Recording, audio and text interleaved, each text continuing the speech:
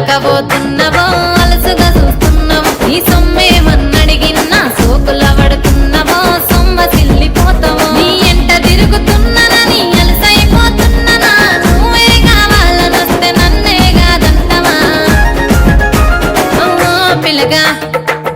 పిల్లగా యహో పిల్లగా ఎంకటేశు చూడకబోతుంటవో కానకబోతుంటవో నా పిల్లగా ఎంకటేశు చూడకబోతుంటవో కానకబోతుంటవో